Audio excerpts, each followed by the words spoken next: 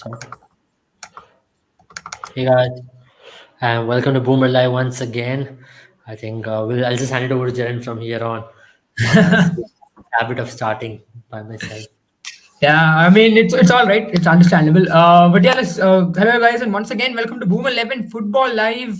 As you all know, we are covering up the football side of things, while cricket has been a little bit more quieter for a few days. But I mean, another exciting week of fixtures. Able, it's been just that kind of a, it's obviously every season you'll see ups and downs, but again, and last week we saw quite a bit, and I have with me Abel.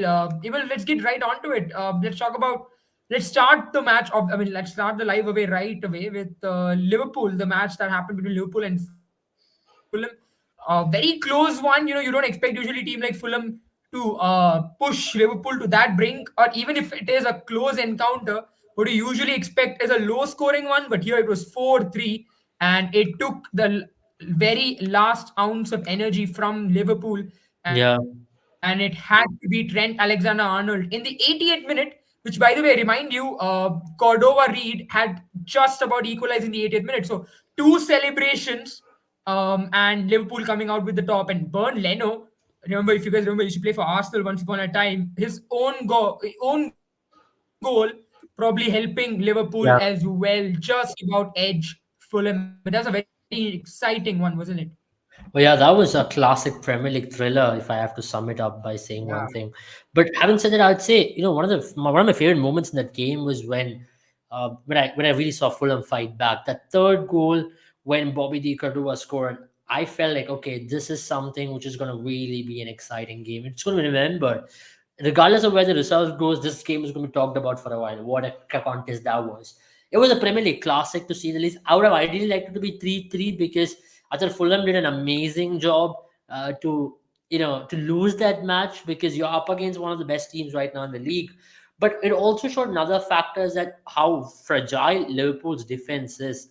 Now we've spoken about it in the game against City. They were much more solid, but I still feel there are areas where they can improve a lot more, especially in the backline. They've got a phenomenal attack. There is no questioning that or doubting that. They've got players who can take the ball, carry the ball forward, like Trent Alexander-Arnold himself.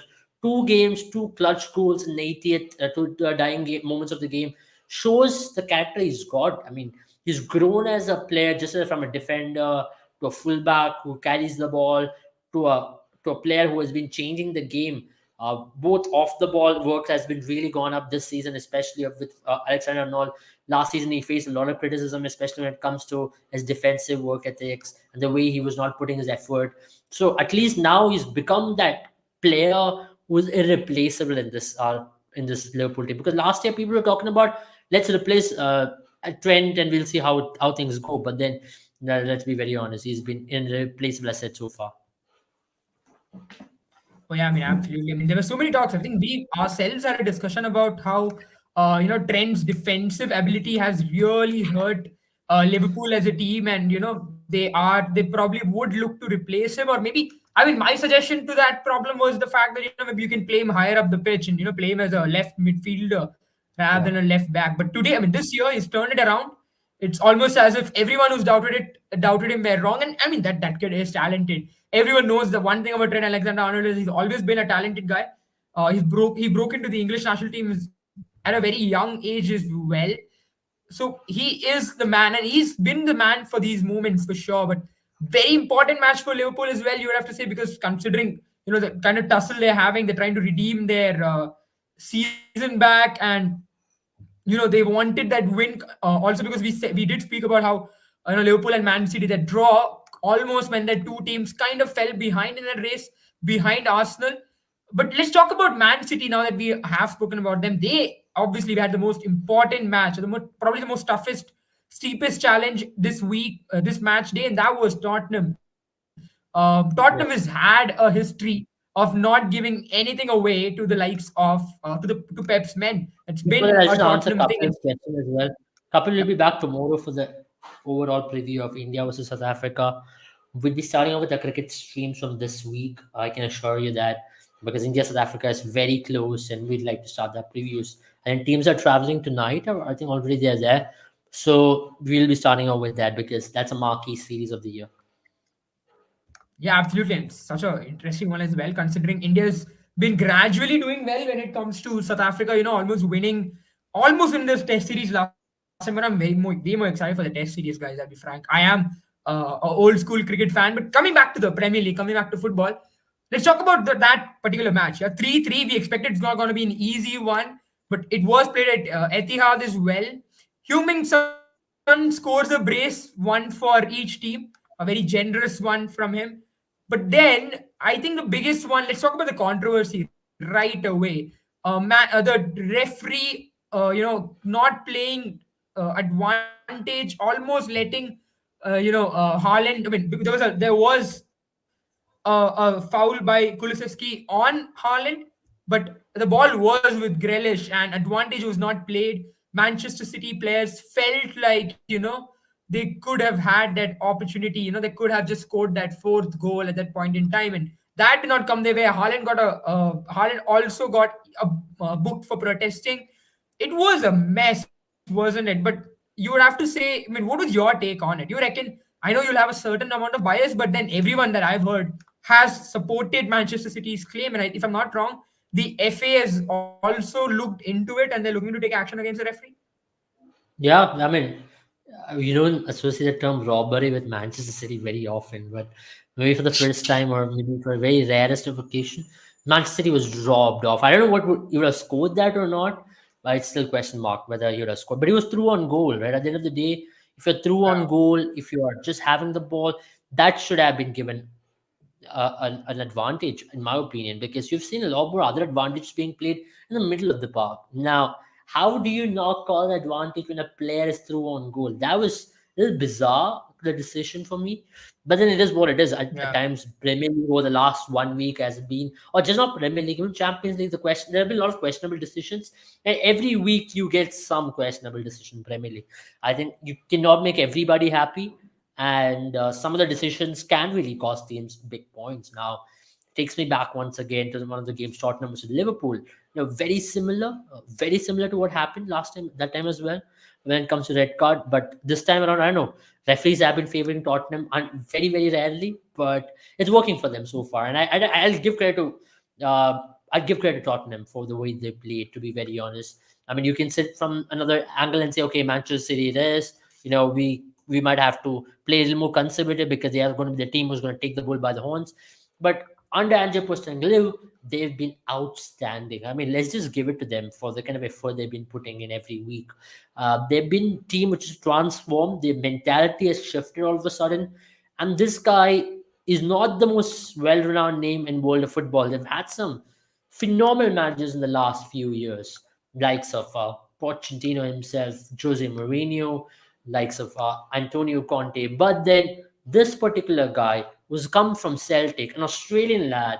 He barely has been able to adjust with the English in England, but he's come in and he's changed this outlook of this team from the very word go. And that's something which you should talk about, and I think that's what's really made this team believe. And I think I'll never blame Harry Kane not being there, because I think this team would have only been 2x more or 10x more better if Harry Kane would Yeah. have been part of the system. Now just imagine this team with Harry Kane, they would have been much more lethal. Now people all of a sudden will take an opinion saying, wow, Harry Kane isn't there, so Tottenham is playing well and Harry Kane is a serial choker. I don't buy that. I think Tottenham would have been much better. No, This and that's Tottenham would have very been much better than Harry Kane. No, I mean, we ourselves have been screaming at Antonio Conte to play an aggressive brand of football. I know it's not Antonio Conte's style, and that's not how he made his name in football as well. Understandable, granted.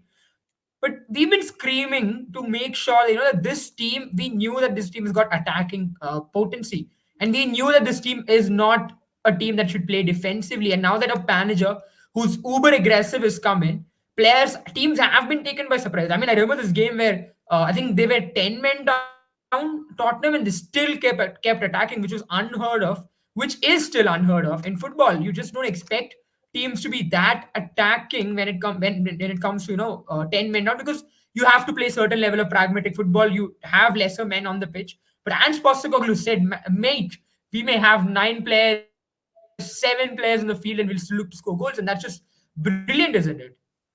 Yeah, it is.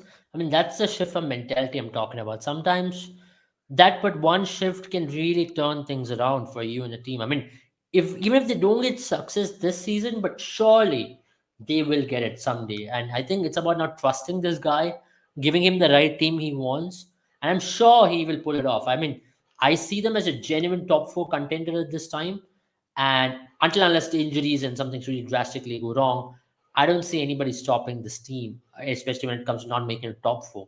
They should ideally make a top four. They played some really good football. And what's really impressed me is the mentality, once again, as you mentioned, and the way in which he's used the players. I mean, if you look this team, is tweaked the formation. Obviously, last season they were playing with a five-man defense, and obviously that was also because of the kind of system they were employing. You just look at the last match where they played a 4-2-3-1. Uh, they also had a shape of 4-3-3 at times with you are having likes of Brian Hill and Kulusevski also going on the right hand side, and Brian Johnson moving into a 4-3-3. Brian Johnson more playing as an attacking midfielder. At times you also have Kulusevski playing as an attacking midfielder. So though he was an attacking midfielder in that particular system, and as a number 10, he was more like a second forward more than a number 10, I'd say so. And that really matters. That really changes things around. And for me, I love the way he's used someone like a Pedro Porro into the system. He's Hmm. really played well this season. Also in Bissouma and Lo Celso.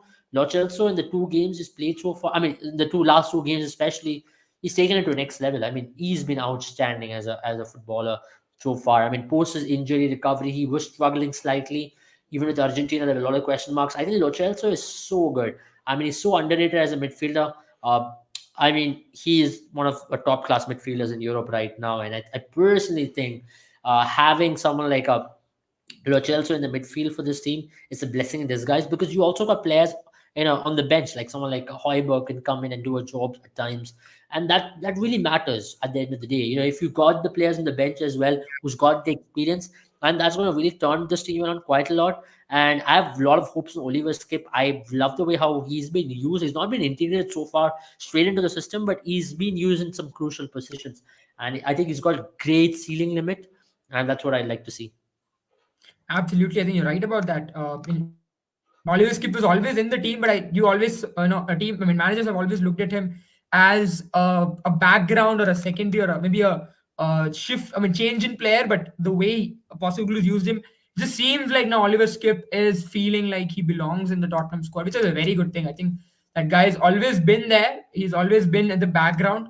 And I think now that Postecoglou's come in, he's also coming to the foreground a lot more. But very interesting point that you've raised. I think this team is probably the revelation of the season, is what I would call them. Because if last year it was Arsenal, now this year everyone expected a very similar one, if not decline. But you would have to say Tottenham are the revelation of the season. But they have a long Yeah. way to do, long way to go, obviously, because it's still it's still a long way, and Tottenham fans don't want a fifth place. They are fifth right now, but we have to say that it's only in terms of rankings. They're still very close to Arsenal, just 6 points. Arsenal who's on top right now, but they would want something a lot closer than even a number 2 spot. They would want to win, and I think it's about time at least one trophy comes to Tottenham Hotspur. Yeah, But I agree. we have a question about this here. I will take your question on United, Nabil. So that Azil says, can Tottenham ever win the league? Now, one issue with Tottenham I've always felt able is that they've never stuck with managers. Now, Antonio Conte, obviously, you cannot stick with him. You cannot stick with a manager who's gone out there and dissed your team. But you would Yeah. have to say, reckon it's about time that Tottenham fans just take a little back step and enjoy To be very what's honest, happening. Antonio Conte, I don't think has stuck with any team, even if they're winning leagues. He's gone after next season. I mean, that's been one bad trait about Antonio Conte. He never gets along with the management. I mean, you can say one, two, three. One time it's okay, second time it's okay, third time. Now it's happened multiple times with multiple teams he's worked with. And I don't think that is a bad tarnish on his own profile. That's why I don't Yeah. really rate Antonio Conte, though he's had a lot of success, respect. But as a manager, he's not a vision. He's not a project which you can deploy. Yeah, absolutely. I think he's more of, save your team or maybe Yeah, a team to team manager. he's an emergency button, I'd say so. Yeah, exactly. And that's how it's been used as well. I think he had a little longer a spell in some of the. I think Milan, I mean, was it where he had a little longer spell? But even there, he did really become did an Antonio Conte. I think that's the best way to describe it now. But let's also talk about Manchester United now, as Nabil has asked that question. Um, okay, there's another one on Tottenham. We'll get back to that. But yeah, just talk about United now. They're still seventh. They're still 9 points away from Arsenal, which this early in the season doesn't really mean a lot. It can be covered up. But Yeah. what is the issue here? I mean, I think at this point in time, no one can really describe because we said they had an issue with the manager. They got in Eric Ten Hag. Then Eric Ten Hag does well in the first season. Next second season, he just seems clueless. We thought the issue is that there's no star player. They got in Cristiano Ronaldo. That didn't work out. Ever since Fergie is gone, I think the only season where they did remotely well was the Jose Mourinho season, and there also they were disappointed they didn't win the league, which was absolutely, probably one of the worst decisions made in the last decade or so in the Premier League to ask Jose Mourinho to leave. What is here? What is the issue here? Do you reckon the Glazers are to blame, as people say? Do you reckon it's time for green and gold? I don't know, to be honest. It's still a very tough decision. If you ask me personally, it can go either way. It's a very risky decision to start out with, to say you have to just sack Eric Ten Hag and he's not doing well. But the fact of the matter is also that he's not really done well as a manager. He's tweaked the system way too often, not set a philosophy, and I also think that's because you know to be very honest, I think that's also because he's not gotten the team. But can you find excuses by saying all this, that we've tweaked the system, we've not had that? There are teams who do not have half the players as what United has gotten, and they still go on to do well. So I don't buy excuses as such that we don't have players, Moran, Lisandro Martinez. These lads are injured. Fair enough, they are injured, and that is the fact of the matter that they are. Last match, I thought one of the bizarre decisions was to play Luke Shaw as a centre back. Okay, he's good. He did well recently, but what was the ideology behind that? It didn't make me any sense, because you want to play Diogo Dallo on your team and you wanted to put him in a left back kind of position. But at times, I really feel this is where a manager's true test lies. How do you capitalize on players? How do you use the right system against the right teams? I didn't see a single moment in that Tottenham game for 95, 98 minutes they played where United looked threatening. It was one way traffic. I think Tottenham should have had at least 4 goals in that match. They got escaped. I personally think it should have been a 4 or a 5-0 win for Newcastle rather. But I just felt it was awful, awful from United. It was one of the worst games they played so far in the season, and they were nowhere there. I mean, they were beaten by the crowd, they were beaten on the pitch, beaten in the midfield, every aspect, every department, they were beaten there. I think it'll come down to the very fact once again as to why is Eric Ten Hag again and again.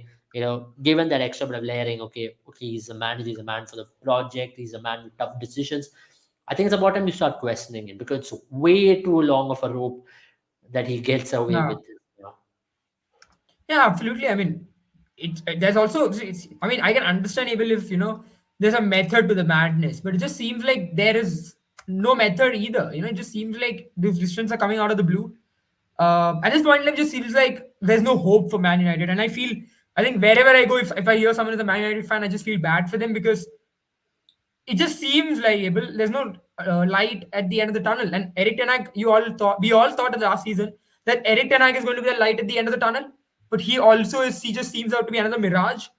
And now, who do you pick? Now, I've heard slight bit of rumors that they are looking at another Dutch manager in the Eredivisie.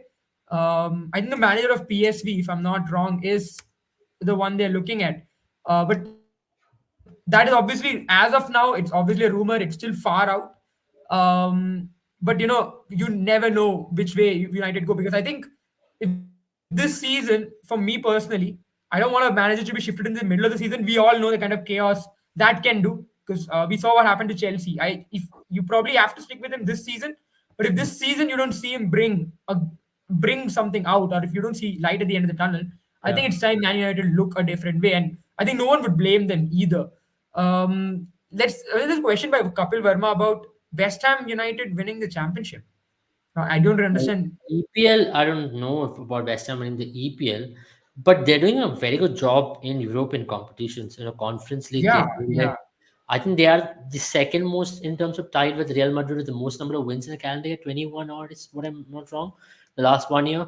That's phenomenal actually to have 21 odd wins and you're being downplayed. You lost Declan Rice. They're doing a good job in European competition, not as much in the league. But yeah, I always believe league is harder than winning any knockout competition.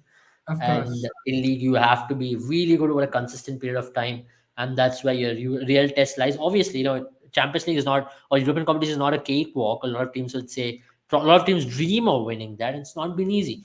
But the fact of the matter is, league is a real test. 38 games of consistency. You can't drop points. You have to be at your absolute best. You can't play for draws and penalties and defend your away goal lead, which was the case before.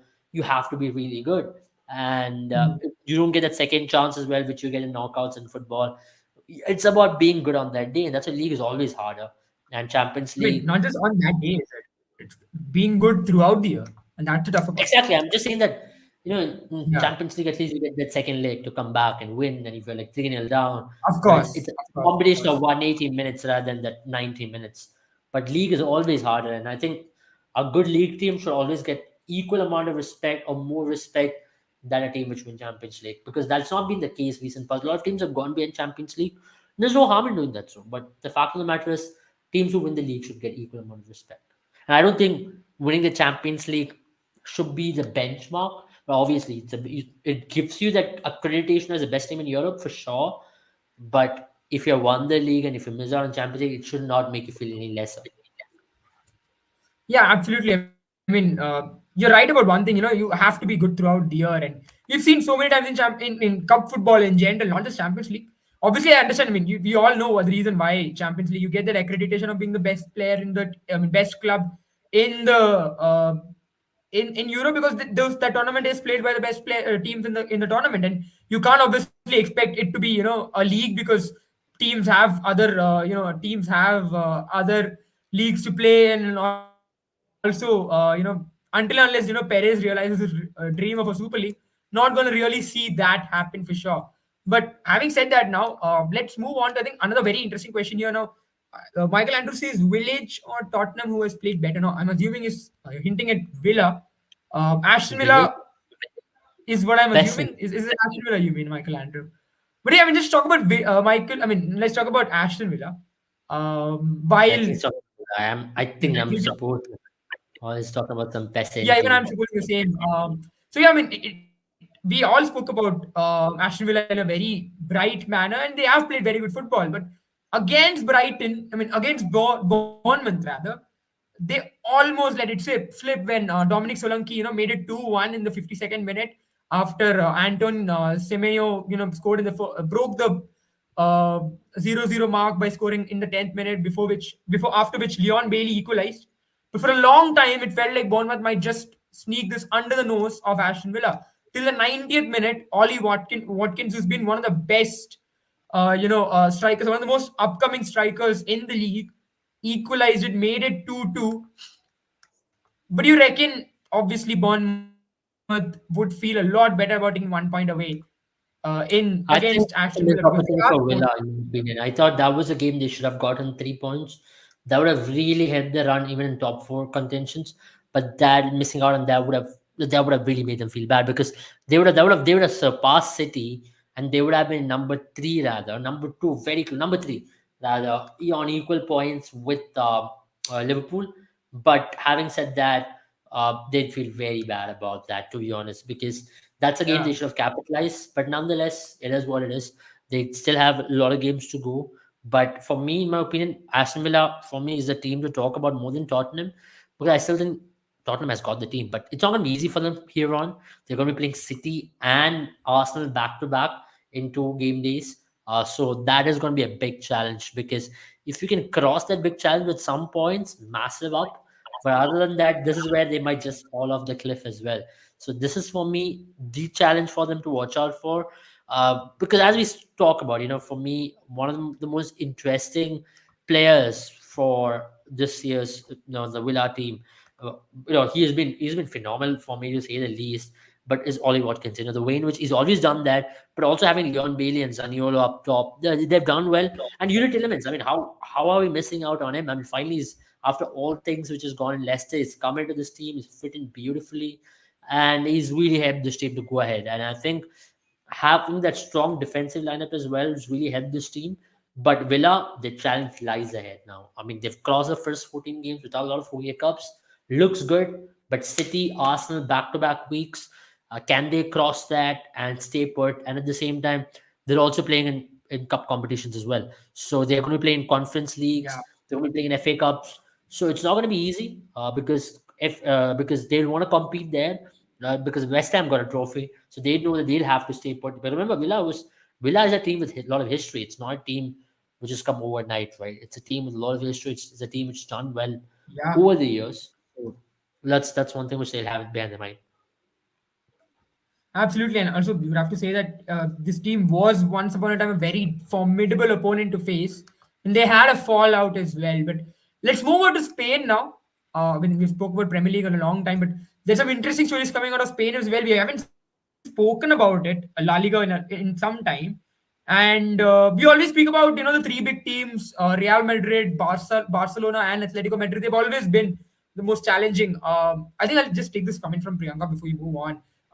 He said, she is saying, a very interesting one. There's also another side of the argument that Eric Ten Hag is not to blame. I think you also hinted at it. It's the players and the mentality. Now, this has been a big question mark. The mentality of players in Manchester United. People have also defended, people who defend Eric Ten Hag have also said that Eric Ten Hag wants a lot of mentality monsters, and as of now, Manchester United are laid back. They're happy. In many places, you would say the players have been happy if they get a mid-table performance out of themselves, which is not how Man United pride themselves in. So that's also an issue, isn't it? I mean, how I think you have to blame the players to a large extent. It'll be unfair on the manager if you don't blame the players because they've also not shown that they're wanting to win. I mean, I don't think any manager puts a team to go on to lose. And let's be very honest, Of all the course. managers would want to go out there to play to win. But I just felt at times certain decisions or certain style of play was questionable because Manchester United at no point in the Newcastle game felt like they were there to win. It looked like they were happy with 1 point. They'll go back home with that 1 point being very content. And that is not the right way to go about it if you're Manchester United. And you've been, there's no disrespect to Newcastle United. They've been the teams of the season for the last 2 seasons. They played really good football. Missed out. I hope they make it to the Champions League knockouts as well. I know they've not been at their absolute best this season, especially when you talk about the league table standings, because it's so hard to replicate what they've done last season, this season, because a lot of things don't go right. They've had the injuries, but then number six with what 4 points behind top four, 3 points behind top four, they're also there. They're above United to talk about which. But I personally think the way in which they play against Newcastle was not the ideal way to play. They should have been much better. They should have shown some intent. It looked like they were dead meats out there, like dead chickens. They had no idea what was happening. They just kept the pressure. They just made Newcastle apply pressure on them. The number of chances Newcastle had to finish. I mean, some things really didn't go in Newcastle's way. If everything would have gone their way, this would have been a complete trashing. And I don't think there would have a lot of excuses wouldn't have saved his face.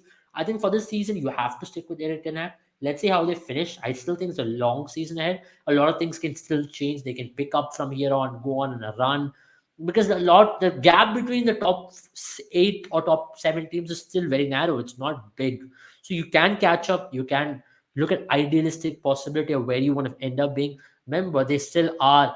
I think if things go well, they might be in Europa League, at least somewhere rather than nowhere. But for me, I didn't like them playing no European competition at least for this season. Focus on one thing, that is Premier League, because I think focusing on a couple of competitions really also put this team down, because the expectation to play well in Champions League is massive. Because remember, last 2 seasons they really did not make it to the Champions League, so that pressure is also there. And this season they've really played bad in Champions League. Okay, yes, you had Bayern, you have Galatasaray, Copenhagen, but then what do you expect? Do you expect this team to be number 4, number 3 in the group? Totally not. I mean, that's just not acceptable. I think the last game days will be massive for them to really stay save their face at least, if not, uh, if not, to go to the qualification, win against Bayern Munich. I think a lot of things will go in favor because they're playing at home. If you can do well there, I think a lot of people will, try to forgive you. And maybe if the result goes the other way, you can mean the knockouts as well. I mean, I do like the way that you're enjoying this downfall label being a Man City fan.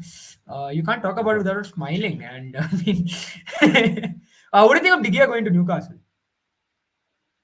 Uh, I don't know, man. I don't know how far it's true, but I heard about this.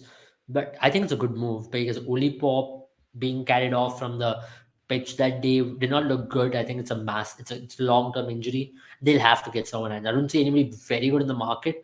And the best option you have is David De Gea. I think he's Honestly, only. I think you can put him on equal footing with Oli Pop. I don't see yeah, him any bad. yeah, absolutely. You're right about that. I mean, it would be very fun, very good one. But let's talk about Spain. We got sidetracked a little bit, but fair enough. We have to talk about Manchester United. We can't do a Premier League live without talking about football live without talking about Manchester United. But yeah, I mean, we're speaking about how Real Madrid, Barcelona, Atletico Madrid are the three clubs that you always look at in La Liga. Either any one of them could clinch the title, especially Barca and Real Madrid. But this year there is a new contender, and that is Girona. Now, those of you who don't know Girona a little bit, they are owned by the City Group, the same group that owns Manchester City, Melbourne City. I think they also own New York City FC. So they've Yeah. got quite a few clubs across the world. Now, this is the only city which is not named. Doesn't have the name city in it. It's just Girona FC, and they are tied right now, and the second place only because of Real Madrid's goals scored. But Yeah. aside from that, they are ahead of Barcelona. They've only lost one game in the last 15. They've drawn only two. They won Hmm. 12 of them. What is a Hmm. table that this team is doing different all of a sudden? All of a sudden, just seems like they've come out of. They've always been a good mid-table team, but this year, could it be a Leicester City moment for La Liga? Too early to say, man. Too early to say. I think Madrid and Barca are peaking, just peaking, and it's not a good thing if you're any other team out there in the competition. Atletico had to face it this week. I think with Madrid and Barca doing decently well, at this point, at least, I don't see them winning the league. If they do, great. But they've had a good team so far. I mean, they've not had the best of names, but they've been able to manage this team well. They've played some good football, which has been exemplary. For me, that's what matters. At the end of the day, it doesn't matter you play okay football and you are able to get those wins. But the way in which they've been able to do it, the way, for example, the way in which they managed out these guys, for example, being 1-0 down against a team like Valencia to come back and to win it, absolutely great. And they've got some interesting players as well. I mean, why are we not talking about someone like Didi Blind or Sikankov? These guys are absolutely fantastic. Eric Garcia as well. I mean, great players, to be honest. And I think Girona has gotten the better, and Pablo Torre from Barca as well, another player we don't talk about enough. So they've got the players, I believe, in my opinion. And it's not a bad team. I mean, at the end of the day, if you look at these players all have got potential, and they've been able to translate it. So for me, if you ask me if they can go on a long run, still a huge question mark on that. But it'll be beautiful if they win the league. It'll be amazing. It'll be a story to remember for the ages. Absolutely. I mean, what a turn. I mean, so what a revolution this has been for them as well. And no one expected them to be in this place. We all expected this year because both Barca and Madrid are going through transitional period. Madrid have. I think Barcelona are the ones who are closer to finishing or finding the next gen talents, the next gen permanent players for their team. Madrid are still searching, especially looking at the injuries. But Madrid are Madrid, yeah, and the legacy means something. And if you look at their injury list, it is extensive. I mean, the kind of players they have injured, you would say that can derail most teams, but not Real Madrid at all. I mean, you've got the best players in the world in their particular position being injured, watching the match from the stands, and a certain guy whose jersey number is retired in Birmingham is just making Real Madrid not invincibles, but definitely a team to beat. I mean, I think he's the best player in the world. The most complete player in Best the player in world the right world. now. Yeah, absolutely, the best player in the world because he can defend, he can attack, he can go forward, he can score goals. How many players in the world can do that? Take me. Tell me. Yeah. One, two, three, max. Maybe not even two. So he's right up there to win the Ballon d'Or if Real Madrid wins the league this season, and even if they win the Champions League. Phenomenal player, Jude Bellingham. I mean, I still think City missed an opportunity, or he didn't come to City, or I think Liverpool missed an opportunity rather. I think he would have been a Yeah. perfect fit for any team in the world. But yeah, he's a phenomenal guy. I mean, he's one for the future. He's still what, 21? How old is he? 20. He's just 20. So it's just too early to even He's younger talk than both about of this guy, us. where he's going to end up being. At the age of 20, to be considered as the best in the world is too much to say. I think alongside him, one player who's really put on a similar pedestal is Pedri. Very similar pedestal, similar growth. You can say, if not for injuries, he can be the best player in the world. So it's Yeah. going to be between Petri and Bellingham for the future to fight out for the best midfielder in the world or the best player in the world, because very similar potential. But more than anything, I'd say Bellingham is much more complete. He's got a well-rounded game, Yeah. and I think he's blessed. He's blessed. The Madrid fans are blessed to have him in the camp. And I think Real Madrid has done a phenomenal job this season. I thought is easily you can pick that team and say this team is going to fail 100 times because they not have a striker. They had a lot of injuries, but they just keep winning. And I think it runs in the DNA and mentality for them. And Carlo Ancelotti has done a phenomenal job once again. I mean, he doesn't get the credit he deserves because the what do I say? The state of mind in that club is too high that these kind of things are often Yeah. Yeah. unnoticed. Yeah, I mean, what he's doing, I think it would be appreciated in any other club, but just Real Madrid, he has another what his last all of his predecessors have had equal success, and then all of a sudden you don't look at every manager, you just expect it.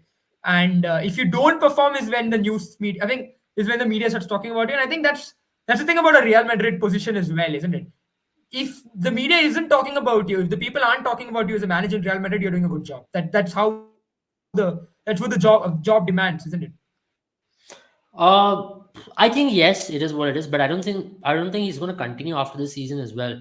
So there's a lot of Yeah. rumors on that. If he's not going to continue, they'll be looking at a better successor.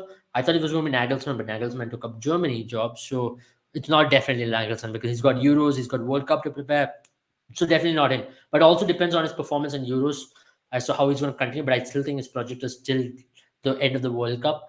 But Xabi Alonso, I see as a successor in this club. He's a direct switch. Oh yeah. They're monitoring him very closely, and I think he will be considered. And I also heard reports that post 25, they're very keen on bringing Pep Guardiola, but I don't think it's happening because Pep Guardiola is a cooler by heart and Nah. he's a cooler Barcelona Nah. player. So it's never happening.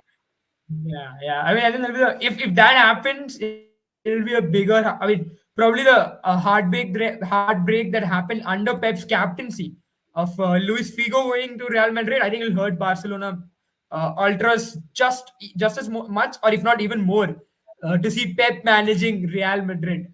That I just don't expect that to happen. But yeah, it would be. Well, I think it would tear the world apart. I mean, the football world apart if he does make that shift. But I think that's Yeah. pretty much it from La Liga. I think we should probably also talk about one more really interesting one, which is a match between Real Madrid, I mean Atletico Madrid and Barcelona. And guess who scored in that match? It was How Felix, and then he went on to celebrate. Has How Felix forgotten that he's still on the Atletico Madrid sheet? He's trying his Because best he has to to go get back to terminated. on the He's Metropolitano. trying He's his trying his best to best get to just terminated irritate from the that boss to fire him. contract. Yeah, he's trying his best to be terminated from that contract and to get a free move to Barca once again. So he is trying his best because he knows at the end of the day that he's still an Atletico Madrid player. But then I don't see a lot of lone players celebrating or doing that. But then he's been phenomenal. Let's be honest. What a finish from him. Excellent goal. Pedri up there. What was a beautiful goal. I love that goal, to be very honest. I think both their hours, both the loanies have been outstanding for Barcelona so far in this season. And I thought that game really defined what Barcelona is this season. They've been good when they got the perfect trio in the midfield with Gundogan, Frankie, and Pedri. That trio really helps. And Kunde in right back is exceptional. It's not like he's a bad center back, but Christensen, Kunde, Araujo is a better trio than anybody else because you can't now drop a Cancelo Alejandro Balde has to suffer it. He's too good a talent to be sitting out, but I think you have to switch between them both. And I think this is a very good very good backline. This is a backline which made them win the league as well last season. So I think having Kunde, Araujo, Christensen, and one of the left backs would really solve a lot of Barca's issues and that midfield as well. And then you have your youngsters coming, Gui and Fernando Lopez, and all these lads will come in and do a job for you. But I think Lewandowski has been the biggest disappointment for me, in my opinion.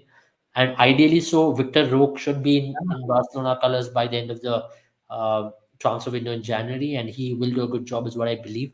And they're also looking at different situations. Lewandowski is going at the end of the season for sure. At this point, he's been a disappointment. He's been out of form.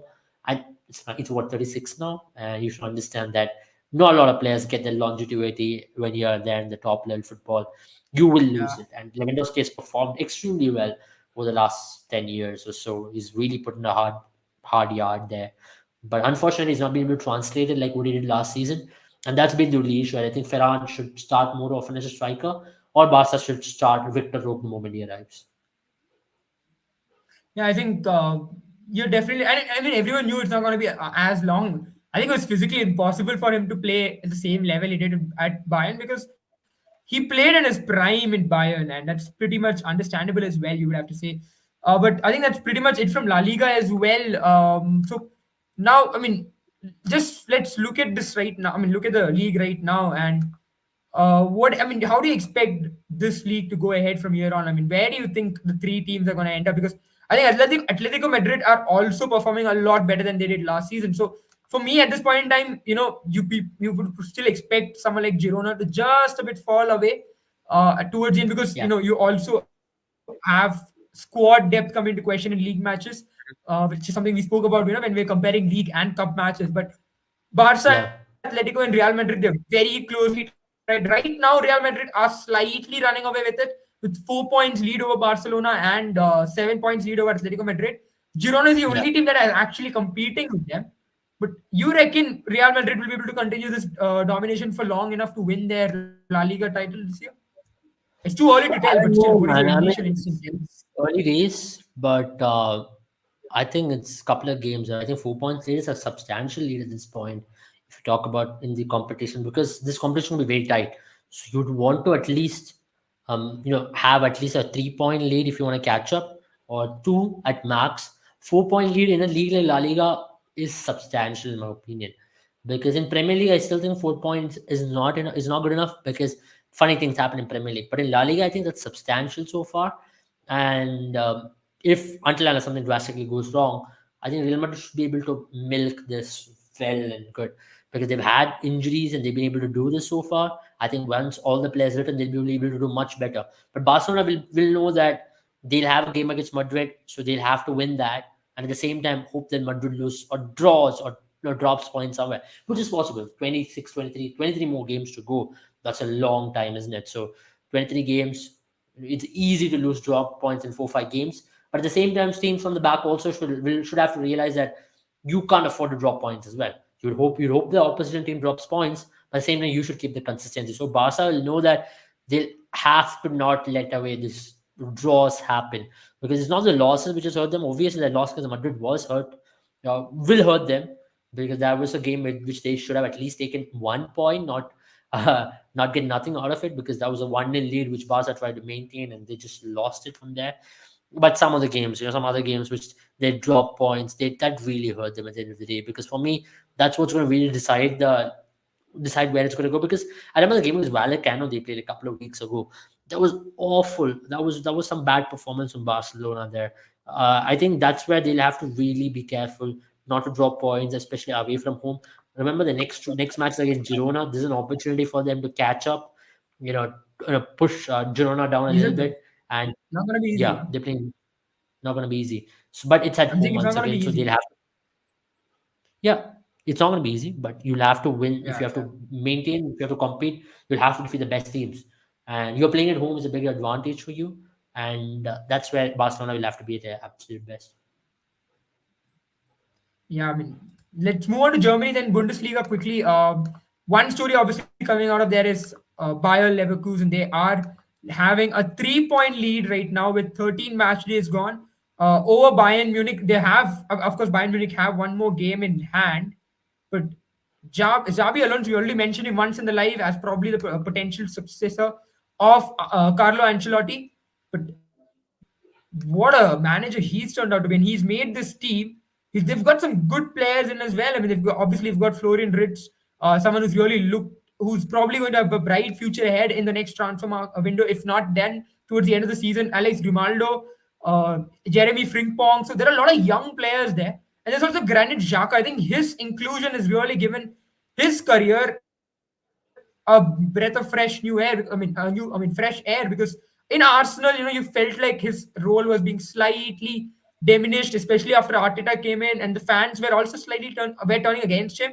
But he's got a fresh new lease of life in Bayern Leverkusen, and that's been a very smart investment. They've also got Yeah. Patrick Schick, by the way. So they've Yeah. made a very smart. They've made some few smart investments, and suddenly this team has become the third team now, I would say, who's challenged Bundesliga dominance of Bayern Munich in the last 3 years now. Yes, they are the third team which is challenged Bundesliga dominance of Bayern for sure. But at the same time, I think Leverkusen is a story to be talked about a lot more. I know they have got one more game. Bayern has got one more game lesser than Leverkusen, and it's often at this point of the stage or later when Bayern really catch up. So for Leverkusen, they know no matter what lead you have, if it's a minor one, Bayern is always going to catch up, and that's been the story forever now. But having said that, for a team in Leverkusen, you saw the improvements last season when they played that Europa League semi-finals and how they were able to really show the world that how good they can be. But they are a team to really really look forward to. They play some interesting football to say the least, and the likes of Granit Xhaka, likes of Frimpong for me is a top level footballer. I mean, he doesn't get that personal accreditation that he deserves, but he's a top level footballer. Let's be very honest. And you took the name of Patrick Schick. Yes, he is great. For me, another player who's been impressed, who can really come into that 11 is also Hinkapie, Ecuadorian left centre back, who's going to really fit in the system. And Grimaldo has been one interesting player to watch this season as well. The way in which he's been put into the system of 3-4-2-1, the way he's played in this team, and I think Florian Wirtz is always going to be a torch bearer. I can assure you at the end of the season, there's going to be some mega deals which will be made for him, mega offers will be put on the table for that guy because that guy is a generational talent. We talk about Musiala, we talk about Bellingham, who are very similar school, very young. He's got that ability to possibly change whatever the outlook of Bayer Leverkusen. He can be that star man who's going to be remembered by the streets. But if they go on to win the league, that's for sure. But yeah, Javi Alonso so far with Leverkusen has done exceptionally well. You can't even question mark. You can't even put a question mark on anything which is done. I mean, whatever he's done is turned into gold, and I think he should stay, is my opinion, because this team has got immense potential to do the unthinkable. Absolutely, you're right about that. I mean, you'd have to say this team is just about gelling together really well at this point in time. I think probably one final time. Let's go to France as well, where things aren't very rosy as it is expected in Liga for Paris Saint Germain, and it's happened before. Now Paris Saint Germain and their dominance in in Liga has always been permanent, but it's not like it's not been challenged before. Lens did it last year. Before that, Nice did it as well. Now this year, Nice is second place right now. 14 match days gone, but they have a cozy 4 point lead. But they still haven't been flawless. Even though they've won 10 matches, drawn three, and lost only one, they haven't had that flawless run which are usually expected to. And I think it's also, we spoke about them in the Champions League live as well. It's also got to do with the new formation that they have attempted, right? It has been a little bit, you just the lack of midfielders in that team is staggering, really. The lack of names in that team. With Messi, Neymar gone, I think no team can really recover with those kind of stars having gone. But now they've Yeah. gotten a lot of players whom they've tried in those positions isn't really working for them. What do you reckon now this team has to do with? What do you reckon Luis Enrique has to do different? And do you reckon they're going to be active in the January transfer market? They might, but I still think they are fine with what's happening in League One. Their focus is still again going to be in Champions League. It doesn't matter if they win League One or not. I think the pressure on them is going to be to do well in Champions League once again. So far, so good. As I mentioned even last week, they've got the team.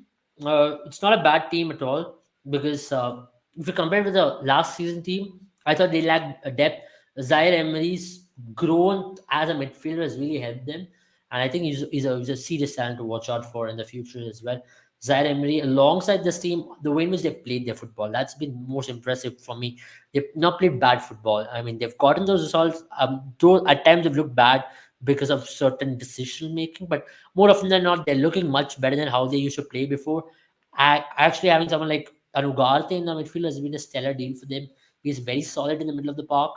And for me, a player who's still yet to step up is Usman Dembele. He's been under the radar for way too long now, and it's time that he steps up because he has made a massive move from Barcelona to PSP, Paris Saint Germain. And now, if you look back at it, he might just regret it because he was doing a good job in Barcelona. Now, all of a sudden, he's not doing anything in Paris Saint Germain. And I think it's been the biggest letdown for them. And once again, for them, the biggest challenge is going to Champions League. If they go into the next round, how are they going to manage it? And one player who should start a lot more often is Asensio because he's better than Usman Dembele, in my opinion.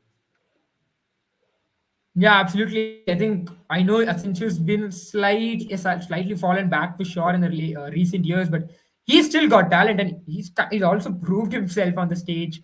With Usman Dembele, it's always been a what if. We all know he was insanely talented. If you guys remember his Borussia Dortmund days, and no one really was surprised when he was picked up by Barcelona because everyone knew that this kid is going places. But then ever since that, we've not really seen what Usman Dembele can do. That conversion of being a star kid to being something more than that has not really come in the life of Usman Dembele. But that's pretty much it. We've covered almost all the big news that we have heard this week from football.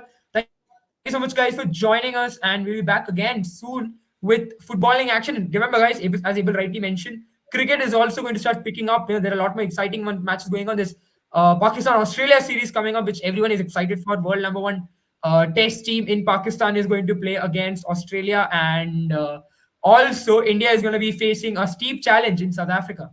Why are you smiling, Yeah. Abel? They are the in Pakistan. I'll tell you, I mean, they're a good team, Yeah, and I respect that they're a good team. I mean, they are the best in the world. absolutely.